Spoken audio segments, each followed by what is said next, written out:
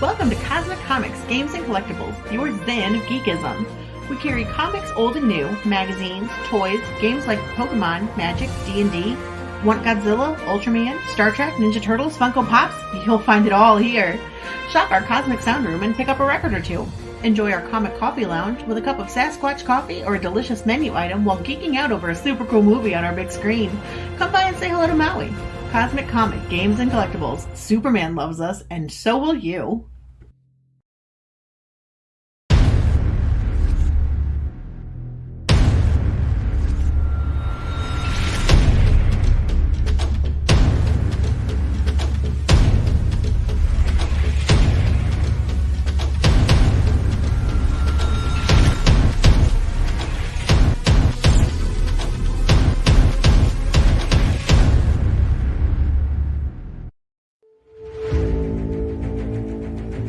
Rafe Gadara stood witness when time began. As the Concordance, he bore record when the framework of our physical world was designed and set in motion. But when ignorance and ambition fractured his people into warring factions, he refused to take a side, an outlier. Instead, he fled into our reality, taking with him secret knowledge. Hidden for millennia among humanity, he has walked alongside us as drifter, recluse, and watcher, living countless lives. Hey guys, this is Meredith Loughran at Rage and AVC. We're organizing an art and swag bag auction to help one of our fellow... And that's what happens when you hold your finger on the mouse for the next thing and you cough. You break the video, and then you're like, what I do? And you click the next video. Actually, I was on top of the next video, and that's what happened. I killed it and started the next one. Oh, yeah, nothing like being professional, and this is nothing like it. I'm RJ Carter. That's B. Lincoln Branch, and we're going to talk about Lincoln's book tonight, Outlier World Forge, which the video would have told you more about had I let it continue on. Maybe we can replay it later. We'll replay both those videos later because I've got to. I want to cue that Luke Stone one up a little bit later here, and show people some stuff that's gonna be going on here. Lincoln, how you doing tonight, man? Man, I'm doing okay. Other than the change in the weather, it's playing havoc on my sinuses. Yeah. Oh, that mine too is like I went to get that. I told you I went to get gas before the show started here, and I went from 55 degrees, a little bit down the mountain. And then it was at 42 degrees, and it was like 10 minutes past, and my sinuses just started hurt. I thought, I'm going to have the most powerful headache during tonight's show. No. My nasal spray is sitting right here, so if the camera goes off, take a hit. It's the open up the old sinus passages. But oh man, it was just. But once I got back inside and it was warm air again, it's like it just. Oh. But I could go to sleep right now. I would not mind doing that at all. I hear you. Do a lot of the late night stuff. I'm in the middle of a logo design for a client right now. So soon as we get done with this, I'm back to the world of golden retrievers. That's cool. So you that's right. You do run a print shop for folks. Yeah, I have a sign company. We do everything from business cards to any type of sign you could imagine. Done that since 1994.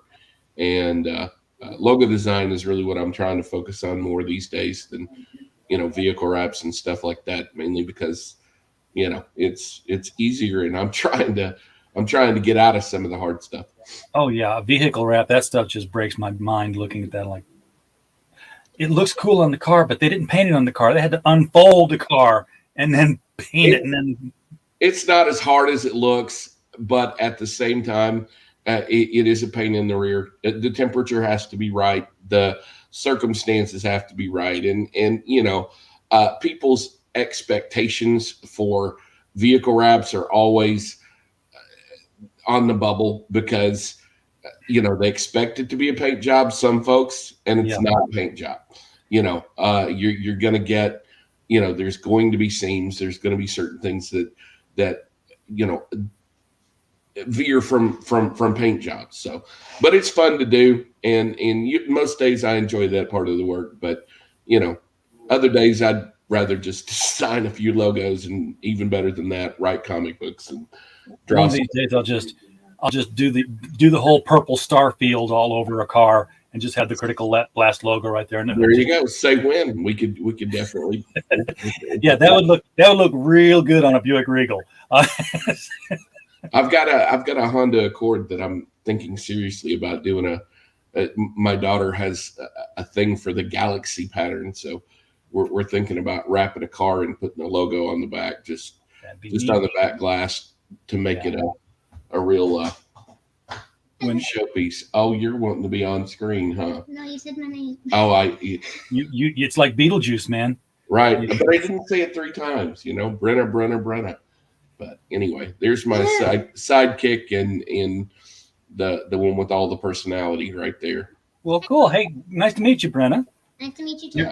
Yeah, you're in front of millions and millions of pixels and 2 viewers. But we're thankful to be here, and I'm glad we've got her. Yeah. Anyhow. Now, so are you teaching her logo design? She's interested in a little bit of that stuff. What she really, really wants to do is have a podcast of her own. She wants to do her own show. And I told her, I said, you've got to, she's homeschool. And I said, let's focus on schoolwork a little bit and get you a little older. Yeah. and then we'll worry about doing a YouTube channel or something. She really, really wants to be a YouTuber. I've done that because this was a review channel long before it was an interview channel. We would review comics and stuff. And speaking of comic book people, we got Pops in the chat. Hey, yo, Pops, back at you, man. American Comics Company, hail the chat. Hail right back to you, sir. But sometimes I get toys and little video games. And my son was like 8, 9 years old. Yeah. And I was like, hey, play with this and let us know what you think. And he'd be honest. If it was great, he would just walk you through it. And if it sucked, he would show you why. And we would record the videos, and it would be his review. And there were some of the most trafficked things on the. I have no doubt, but that she'd do well. The thing with her being a little girl, she wants to do fidgets and poppets and slime. God have mercy, the slime. That's the going thing for little girls these days, I guess. And I don't know, some boys too, I suppose, are interested in it. But, I was gonna say, it used to be the boy thing. We'd get that trash can, that garbage can full of slime. This is unicorn sparkle stuff. No. It's got to be green. You got to hide it in your hand. You got to walk up to somebody and go, that's cute. Yeah, no, they're not about that. It's all about, you want butter slime and you want, I don't know. What are we here for? I have no idea. We're like, 8 minutes in and we haven't talked about the comic yet. Yeah, it's that thing. You did your own logo though, right? Yeah. That is my logo work for sure. And that's something that I'm trying to do a little bit more of. I've done a few logos for Mike Barron and a couple of other guys. There's some other comic projects that I've had interest in doing and have done logo work for different ones. That's something, honestly, that if I can be of service to anybody in the industry, or any indie guy starting out, I've got a set price for what I charge for that sort of thing, but I'm also willing to be flexible for newbies getting started, just to help, comic books look better, because it always seems like the logo tends to be an afterthought. Yeah. I've had a couple of logos where I've done interviews for folks, and you saw the card that I had up here for advertising who was on show nights. This card right here. This one here is when I can't figure out what to do, I put it in the rack. And well, that's awesome. Actually, I love that. I just work with that. But a lot of times, I'll be able to do something, and they'll ask it for the logo, and I'll slap the logo up there, and I'm like, okay, now I got to say live with, and I'm like, I can find a logo, a font kind of like that logo, because they literally used this font in PowerPoint for their logo. I was like, that's often the case, and that's fine. I just it's my deal. I've done it for 30 years, so if we can, it's cool though, because if you can find something where you can be of a service to somebody. That's like what we did with the shipping. We found out people were making comics but weren't wanting to do the shipping. that's what we did. We jumped in. Yeah. Jump in, do logos. It's Well, what Go ahead. it's what this group does. It betcha. collaborates. And I'm all about that. I think that's fantastic. And that's one of the things that I have enjoyed the most, with rare exception, anybody that I have actually gotten to know have been very, very forthright with their what they're willing to do to help you out. And in a couple of cases, Mike Barron in particular, who did the cover work for at least one of the covers for the Outlier. They've been really, really willing to go above and beyond to help promote, the project. And in Mike's situation, he doesn't have any, money in the game at all, whereas I paid, of course, for Bart to do the cover. But Mike is just a great guy. He's just, he likes that. Well, for one thing, I really have mined him for his expertise in the comic business. And, good God, he's forgotten more about writing comics than either of us know about, for sure. Yeah, he has. I love having him on the show. It's that's the thing, is like, I saw him. He was always willing to come on our show, drop of a hat. It's like, you need somebody on the show, I'll come on. We'll talk comics.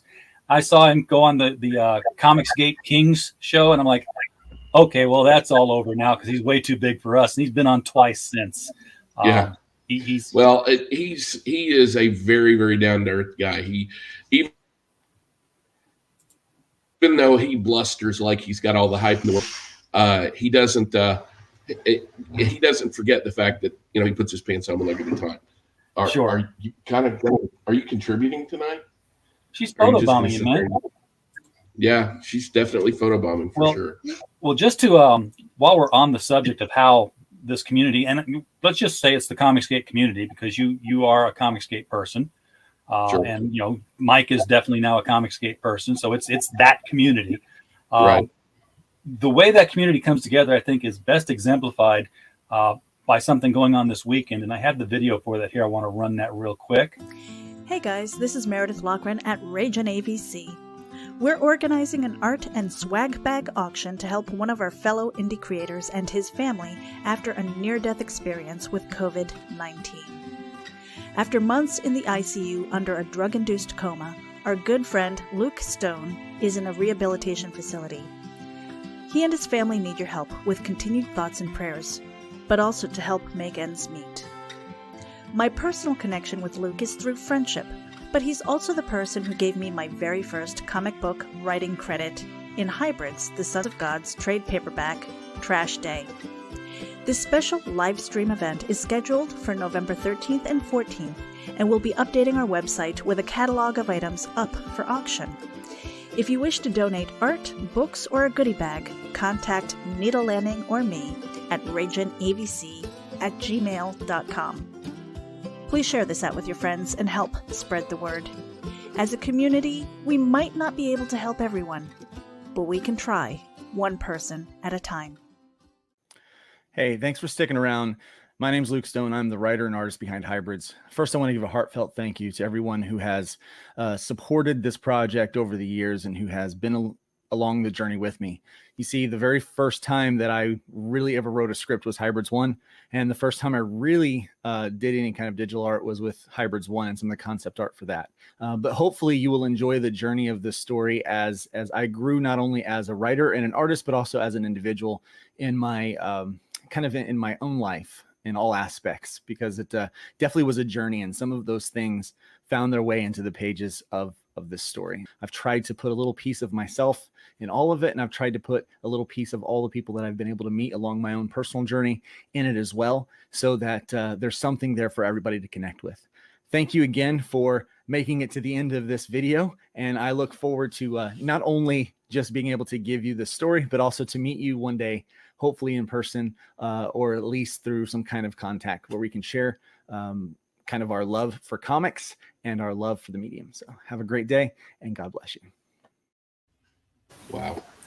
Yeah. So the video said it was November 13th. That has been actually moved over to this coming weekend, And there's a website for it. I'm going to put it in the chat here. It's rageandavc.com. Let me just pop that over here now.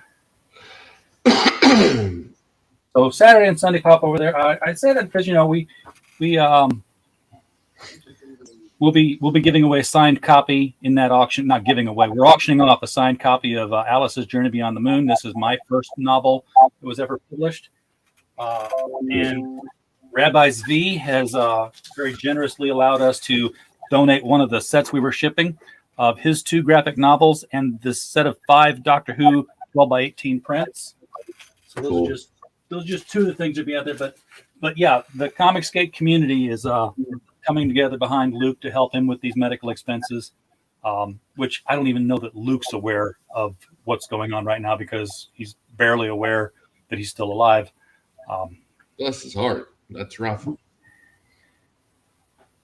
But so yeah, I got that out of the way. I want to make sure I did that. I'm going to do it again tomorrow with whoever we're talking about, just to bring attention to the auction. Put it on your calendars, folks, so you can be here for that and get in and help.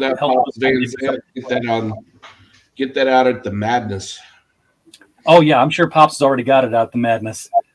But if he doesn't, we'll yell at him and then we'll paste it again. So 16 minutes in, let's actually talk about Outlier and what it's about. Outlier. Well, first and foremost, right now it's about getting some more subscribers up there, some more backers.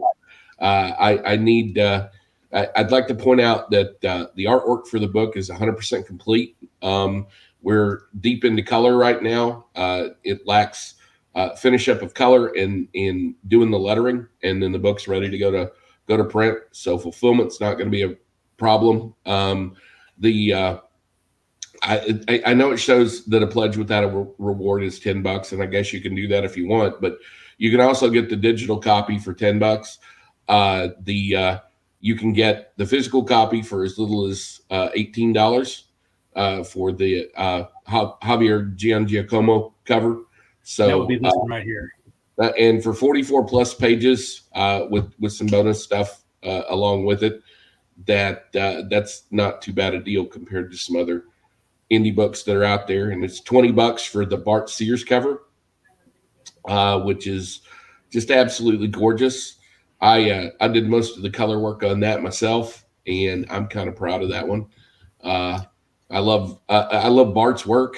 I love Bart as a guy. He seems like an absolutely fantastic person, and getting to know him through the process and how he is, with his work, he's kind of like my lead character. He's an outlier because he stands above and beyond, head and shoulders above so many other comic creators, amongst the homogenized masses of, so many Jim Lee clones or, whatever the David Finches of the world. There's Bart Sears, and you don't need to, but just a glance to tell, his art from everybody else's. And I knew that I was going to have a big, massive figure in on this cover, and nobody draws big, massive guys like Bart does. So that's why we kind of chose him to be our celebrity cover artist, as it were.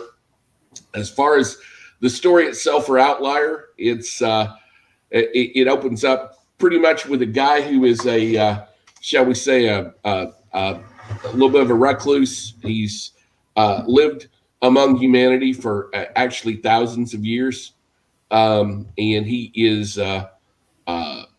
When we meet him, he's a private detective, getting the drop on some diamond thieves, and he's really very much wanting to just live his own life. And circumstances come about that find him pretty much forced into the open, and he's got to make a decision whether he's going to run and hide again, or if he's going to make a stand and try to stop some pretty cataclysmic things from happening in the world. And reality may just happen, hang in the balance for on his decision, and that's really the gist of the first issue. It's one of 4, and I it's come together as just a fantastic and exciting book. I've wanted to put together a comic that could stand with any professional work out there, and I think we've done that. Our interior artist, Flavio Garon, is a fellow from Argentina. And there's some interior art down a little bit lower, I think, on the page. Those are some character sketches of some central characters in the book. But scroll there. There's some of our interior pages, and he's really got a dark and gritty style that suits itself really well to this world and everything that's going on in this book. And I don't know, I'm just really proud of it. It's very dynamic, his style, and it's these outstretched hands here. Michael Bancroft, take note. That's how you do it right there. Yeah, all in all, I'm really proud of the book. It's come together just fantastic. It looks really good, and the storyline is sort of a mashup between Paradise Lost and The Matrix, because you know. Yeah, and honestly, after having gone back and read over the Eternals again, there's some real similarity to the actual Eternals story, not the one on the Marvel movie screen, but the one that Jack Kirby wrote. And I didn't realize that until I actually took some time and looked into the mythology of that, because a friend of mine was like, this is really, it reminds me a lot. And he's a huge Jack Kirby fan. And I'm like, well, I never read his run on the Eternals. And once I did, I was like, holy crap, because there are, just some arc similarities as far as that's concerned, because basically there's a group of celestial individuals in this story that were given oversight of our reality, and they weren't supposed to interfere.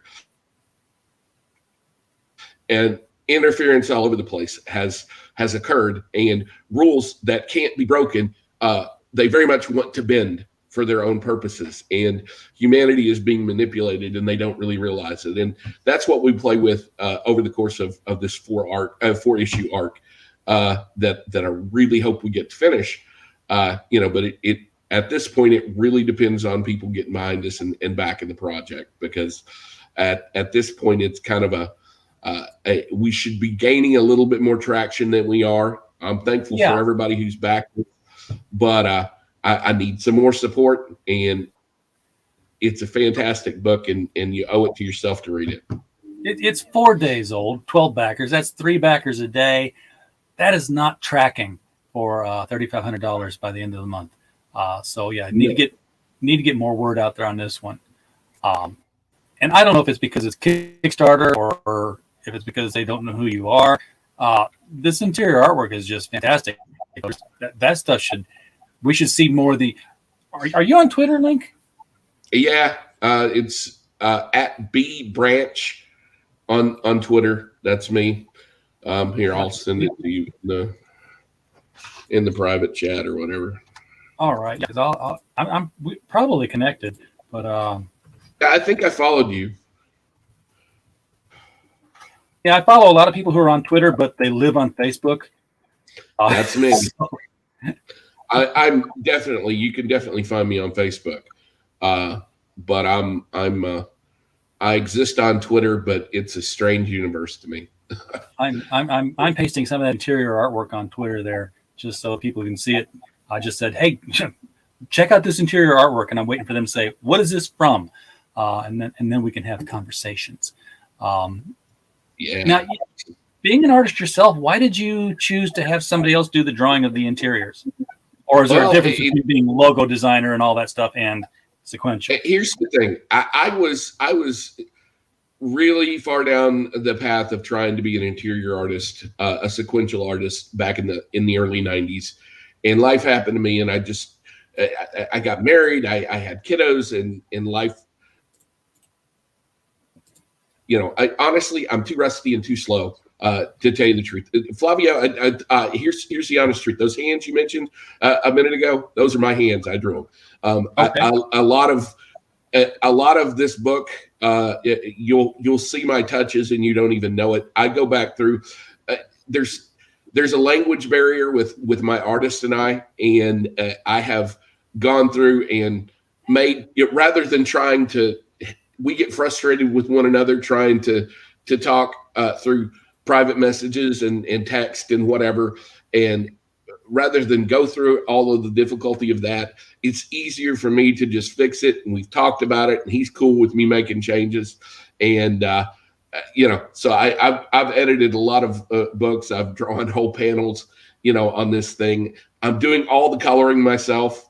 I'm doing all of the lettering and stuff. I'm doing myself just because I'm concerned.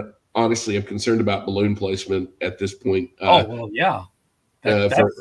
For certain things, and you want to cover up what you need to cover up, but no more than that. And so it can be tricky because you have it's like, okay, this is a beautiful scene, lushly illustrated.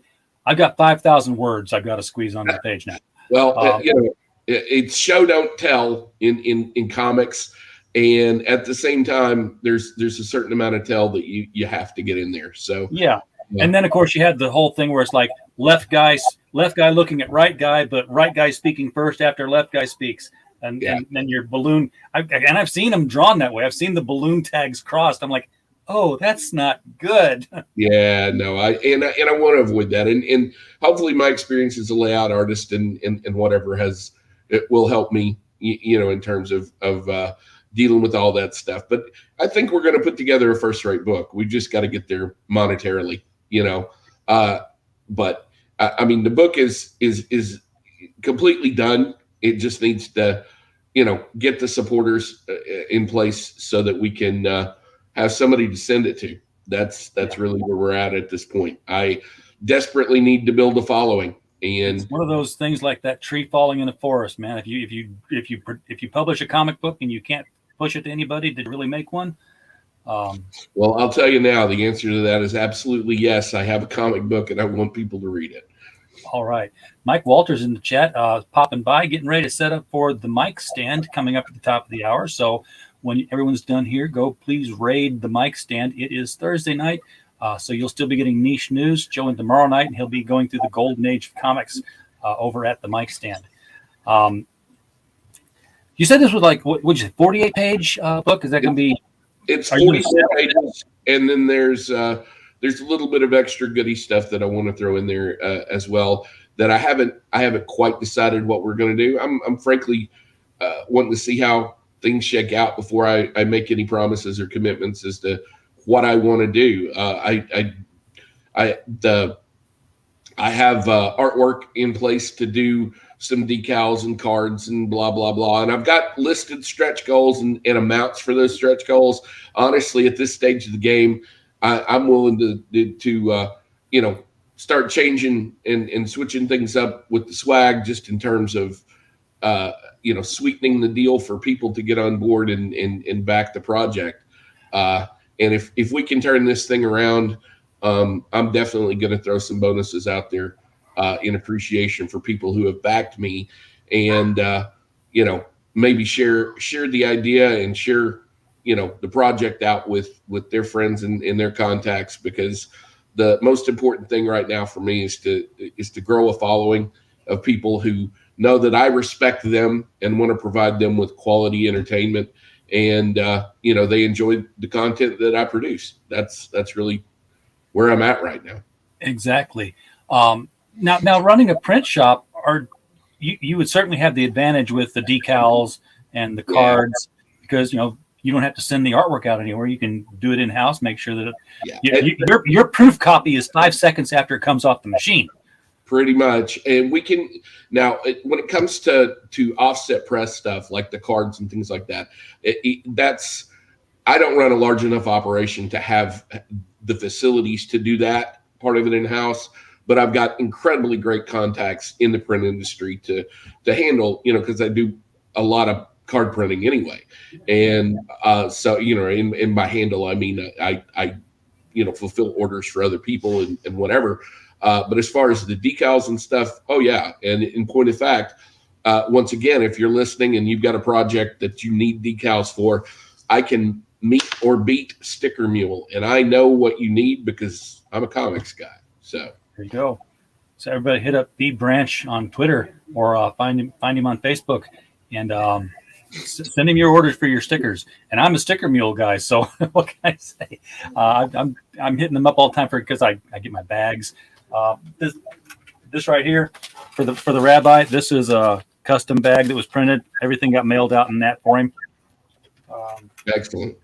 I think well, you can see the wall behind me there. That's our trophy wall. Those are the 4 campaigns that we've fulfilled so far. Those are the bags that went out on them. That's awesome. I want to fill the wall with them. If I had the amount of energy that the rabbi does, oh boy, just let me tell you, watching him on his show, I almost need to take a Xanax. I swear, he's frenetic. and I'll tell you, having done his campaign for him, I had to have private streams to talk things out. That's him. That's not a podcast personality. That's him. That's kind of amazing. He's 100% him all the time. So bouncing off the walls. Yes, he's a fantastic personality, and if you haven't subscribed to the Rabbi from Another Planet, you should go watch Rabbi V's rants on Doctor Who and comic books, and for a man of God, he's very much a man with a man's eyes for the finer things that men's eyes like to look at. The glaring differences between robust rabbinical nature and shall we say conscientious Christianity. He's a rabbi, not a priest. he's a rabbi, not a priest. That's for sure. So yeah, you'll be doing the bookmarks at 5,000. We've got. Don't even worry about the numbers at this point. Look, let's get this book published, and I think folks will be happy with the extras that I put in there. I'll put it like that. I think so too. 4 issues is first of 4. Yeah, and ultimately, I would love to be able to get this thing to come together and then publish an omnibus that's maybe even a hardback version. I don't know. I have the thing of it is this isn't the only story I've got in the pipeline. I have so many tales I want to tell. Yeah. I've got a universe of things that I've built. I never entered the comics industry, but I never stopped doing comics in my head. And writing stories and whatever, and they cross multiple genres. I have things that are squarely in the superhero realm, and then things that venture into fantasy and high fantasy and urban fantasy, and just even some crime noir stuff. So, is this your first comic though? It is my first professional comic. Back in the late 80s and early 90s, when dinosaurs roamed the earth and the internet was still something the military used in secret, I had some fanzine stories and illustrations and whatnot, and some comic stories published back at that time. Again, whenever I was pushing really hard during my college days to jump into the field of comic books. And then, like I said, circumstances happened, and I just had life diverged, and I lived a life that was practical, but as comics adjacent as it could possibly be. And that's kind of what led me where I am. And then the pandemic rolled along, and I realized that I was at such a state in my life that if I was ever going to venture out there and do comics, it was kind of now or never. And the pandemic gave me time to think about it. The fact that the big two seem to be, in a mutual, downward spiral of self-immolation. In terms of their choices with what they've done with their character base. The indie market and crowdfunding seem to be, the route to go for an independent guy like myself to get my work seen by the most people, and to get something under my belt that people could be able to see and take me seriously. And so that's where we're at right now, and that's what I'm shooting for. Yeah, the thing about the pandemic gave everyone an opportunity to stop what they were doing and think about it for a while. Yeah. And determine, is this what I want to keep doing? Now that I'm not doing it for a while, do I want to go back to this, or do I want to do something else? And looking at these pages, I know you didn't do the artwork on them, but these pages do not look like, nothing here says first time.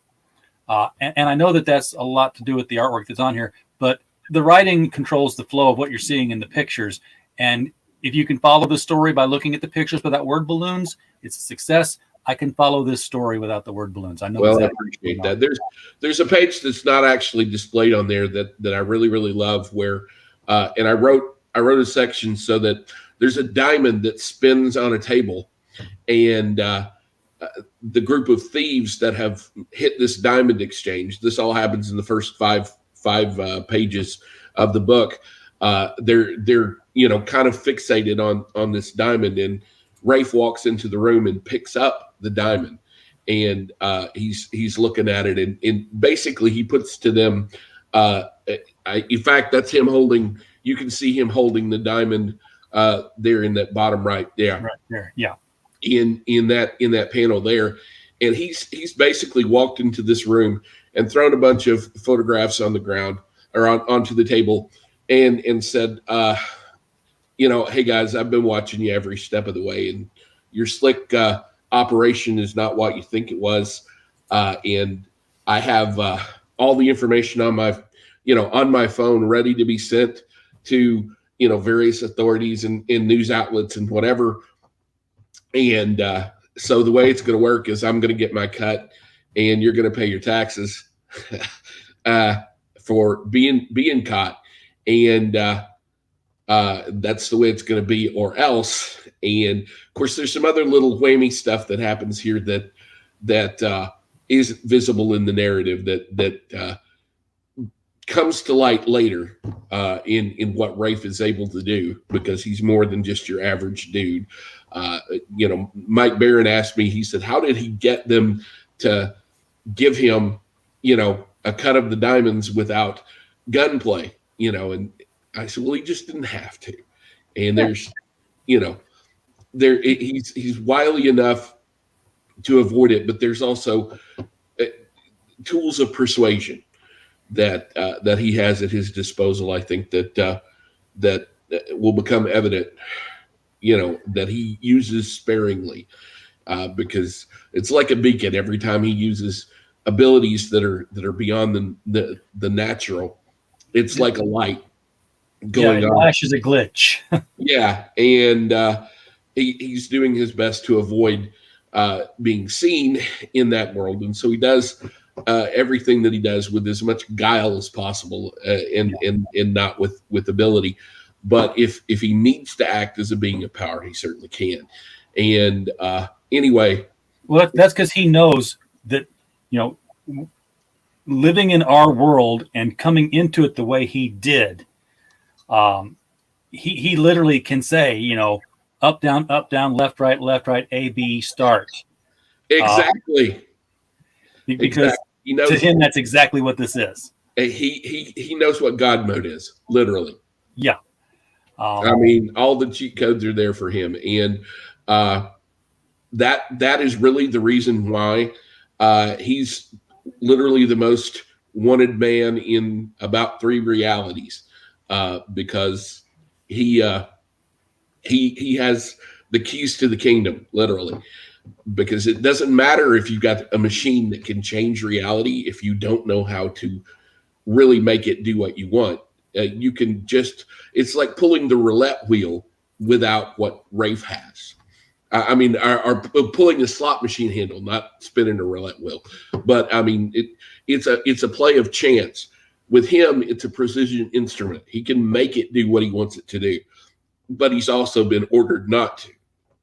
And that's the information that he took with him whenever he saw the writing on the wall, and he saw that there was conflict coming amongst the celestial beings of which he is a member, and he would rather live in exile among humanity rather than allow those factions to take and derail the plan and purpose of our reality to remake it in their own image.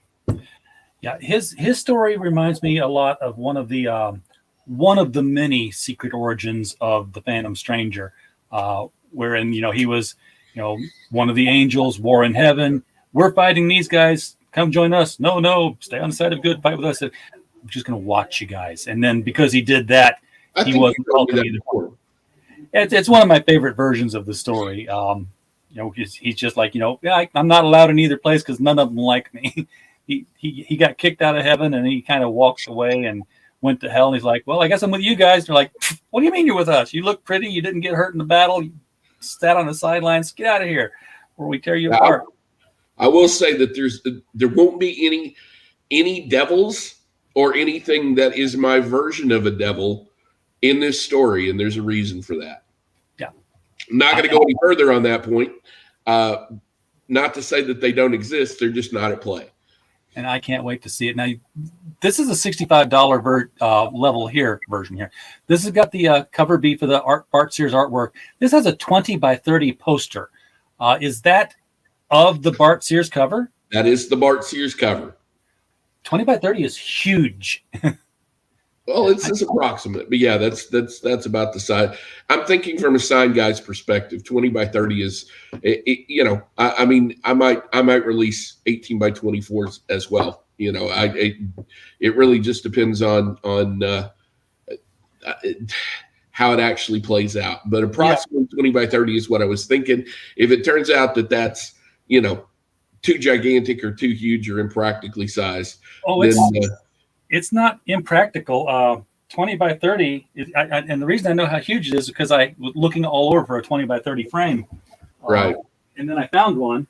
Let's see if I can drag it out here now that I found a place to put it away. Pay no attention to that man behind the curtain.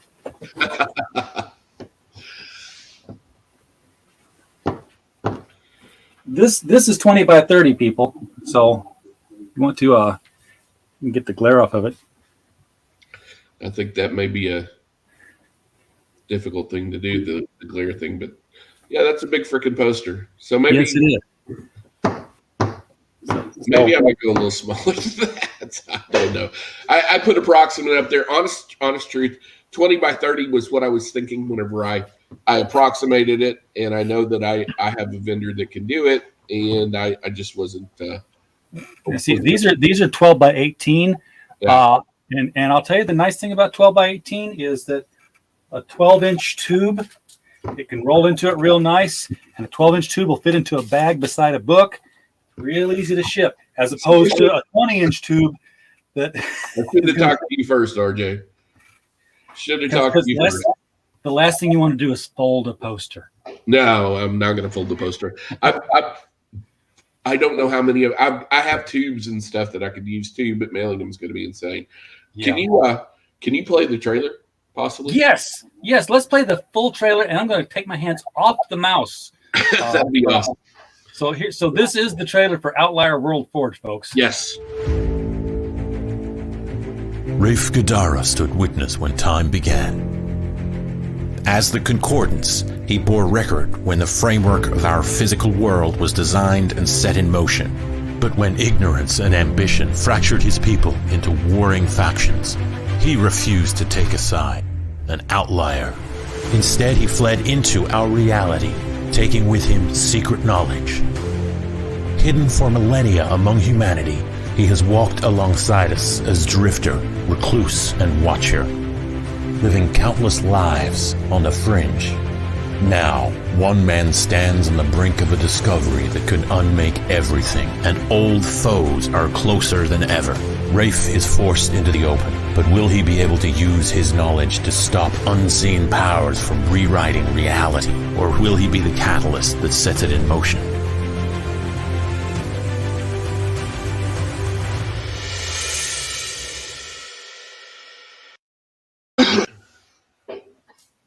Kind of proud of that. I definitely love that trailer.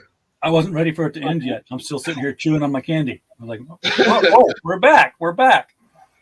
Well, I've found that anything over a minute with most Indiegogo or Kickstarter trailers is too long. So yeah, it's got to be what my reservation always is, and I always play the trailers. I always download them, throw them in there, and then I get up the next morning, I check my email and check and said, yep, they didn't use copyright-free music, so I'm going to have to go in and mute the thing because I'll always have a copyright notification.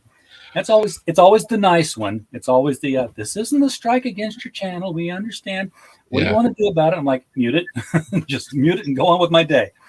I made it a point to make sure that we weren't using anything that would be something that would be copyright stricken. Oh yeah, and it's hard because I know a lot of people have gone. I went to this site, I got the royalty-free music. I'm like, royalty-free and copyright-free. Two different things. Same animal, absolutely. And sometimes you can get copyright free music like the 1812 overture. He's not collecting money on it anymore. But that particular performance of it by that particular orchestra is copyright. Yeah, it's performance copyright instead of actual copyright. So yeah, that in particular, that's worse than public domain stuff, Oh yeah. All the it's like the character of Conan here in America.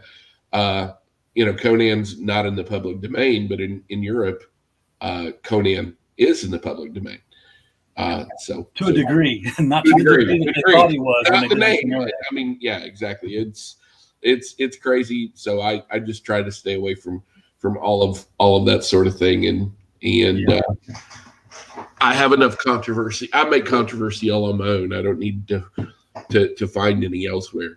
I've got plans for playing around with some public domain stuff. George Peter Gatsis and I have been talking about some of this stuff that's in the public domain. He's real good at cleaning it up. I've got a distribution network in place, so we're going to be doing some stuff after the end of the year here.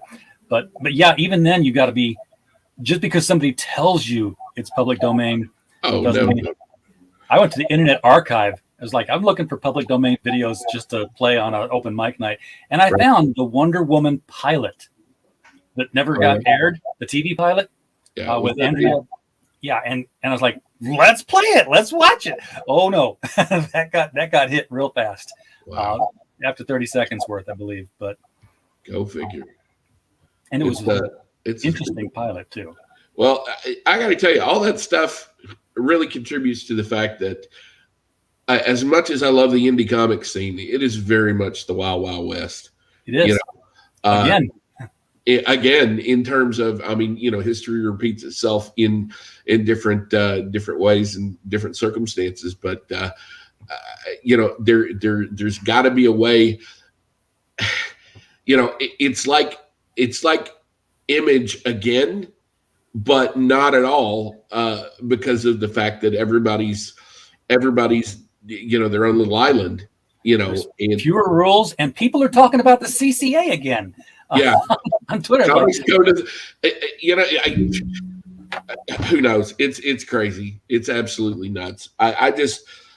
Why can't we just get back to the simple tell a great story and entertain people and be good writers? We were talking yesterday on the Baron Earls show about what makes a great story, and one of the things that came up is the film Training Day. Where I don't know if you're familiar with that film or not, but Mike likes that one a bunch. But for me, it is really one of the best examples of tight scripting of any story, regardless of genre. And that could just as easily be a comic or a graphic novel as it is a movie. And honestly, I think writing for film or writing for comics is virtually the same thing, because you have to be visually, you've got to be a director in your head, either way, in terms of being able to set a scene and be able to convey a story through moving images. But with that particular story, it's so tightly written the pacing is so perfect, and the reveals. It's like the layers of an onion being peeled back, and more is shown of what's happening in the story, and there's nothing wasted. It's just tightly joined together, and everything contributes to the ultimate arc that takes place in this one tight little thing. And I wished that I could say that I'm there, and that's what I aspire to with the things that I write, is making everything significant, and dropping Easter eggs along the way that tell that foreshadow events and circumstances that are relevant and significant as the story progresses. Yeah, it's if you liked Training Day, I'm looking for it now. There was actually another movie that was very much like it, and I can't find the individual movie. Okay, yeah, Green Lantern: First Flight. Yes, I love that film. The DC animated movie version, not the episode or the series. Is that the one where it's a buddy cop film with him and Sinestro? And it's Sinestro. Sinestro's training him. That's a fantastic film. I've watched that more than once, and you're right. It does have a lot of the same beats in a good story. I'll tell you another great comic that I think is fantastic in a self-contained sort of way, and that is Superman 775, where the title of it is I think Joe Kelly wrote it, and it's What's So Funny About Truth, Justice, and the American Way. It's the first appearance of what do they call him? Oh snap! Manchester Black is the leader. The elite. The elite, yes. Yeah. And it's just it may be the last bright and clear image of why Superman is Superman before they killed him. Yeah, that was metaphorically. That story was a callback to the same story beat from Kingdom Come, where Superman quit. When he said, "Oh, they want somebody who's going to be dark and gritty and kill people. Fine, I'm out." As opposed to, "I'm going to stick around and show them how it should be done." Right, and I prefer this. I'm going to stick around and show them how it should be done. That to me is superior than the version of a Superman who's like, if that's what you want, I'm done. Arguably the same sort of thing happens with to deleterious effect with the Injustice series. Oh, sure. Then he becomes the dark character rather than being ousted by it. That's the problem I have with all those different Superman titles and all the different Batman titles that exist like that in different universes, like Injustice or like in Batwoman. Like the main hero that makes you think about where you're at is gone and done something totally different. Like, I remember Birds of Prey back on the WB in the day. It was the same way as Batwoman. Like, in what universe does Batman say, "Screw Gotham, I'm out of here"? Right. It doesn't happen. Right. In fairness, at least with the Injustice comic, the reason that it had the life and the legs that it did, being based on a video game or whatever, is that it was a believable premise that was set up that would drive Superman to the point of being a fanatical control freak. And that's really what he wanted to do, is come to the point that what happened to him with Metropolis and Lois and his unborn child would never, ever happen to anybody again. And you can see how he would be, driven to, I mean, let's be honest, his trauma isn't really talked about because, he was raised by the Kents and he's the farm boy and the big blue Boy Scout and blah, blah, blah. But he's the last survivor of his race. Yeah, he had a whole planet blow up on him. Right. And then the whole bottled city of Kandor that he can't fix, and then you put him in a scenario where everything that he loves is once again stolen and taken away from him. Yeah, I can see how that would put someone with his ability over the psychotic fringe to the point that it would literally do a magnetic shift of the poles between what makes Batman Batman and Superman Superman, and suddenly Batman's the guy fighting on the side of freedom and light, and Superman is the, the fascist who's 5 years of injustice, and the one thing that will always be the first thing to pop into my mind is when Damian kills Nightwing by accident. yeah, That was the most tragic scene in the entire thing, because for sure. Batman's son just killed Batman's son, Right. And then Batman's reaction to the whole thing was like, oh, well, how do you react when one of your kids kills your other kid?